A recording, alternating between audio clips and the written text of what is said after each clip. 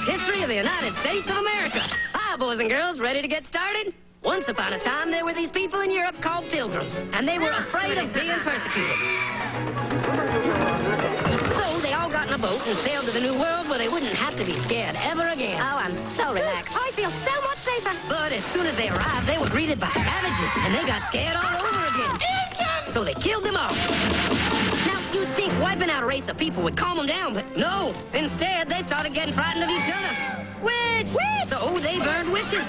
In 1775, they started killing the British so they could be free. And it worked. But they still didn't feel safe. So they passed a Second Amendment which said every white man could keep his gun. I loves my gun.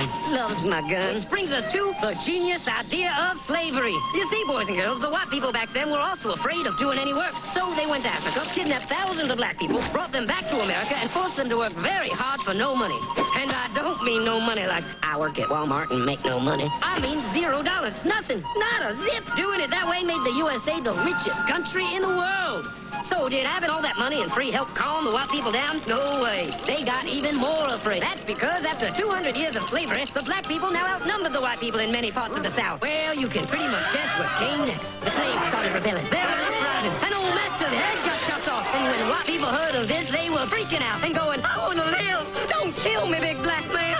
Well, just in the nick of time came Samuel Colt, who in 1836 invented the first weapon ever that could be fired over and over without having to reload. And all the Southern whites were like, yeah! But it was too late. The North soon won the Civil War and the slaves were freed. Yep, they were free now to go chop all the old masters' heads off. And everybody was like, oh no, we're gonna die. But the freed slaves took no revenge. They just wanted to live in peace. But you couldn't convince the white people of this. So they formed the Ku Klux Klan. And in 1871, the same year the Klan became an illegal terrorist organization, another group was founded, the National Rifle Association. Soon politicians passed one of the first gun laws, making it illegal for any black person to own one.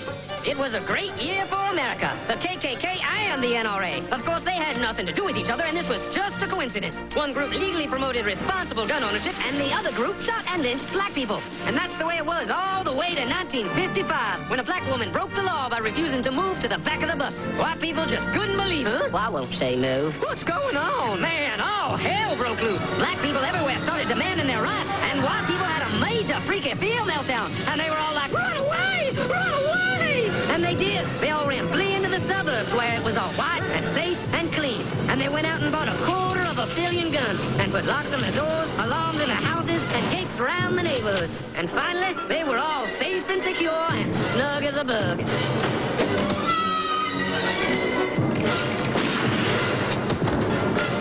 And everyone lived happily ever after. Wow. Yes, I did. Yes. And Harold Moss.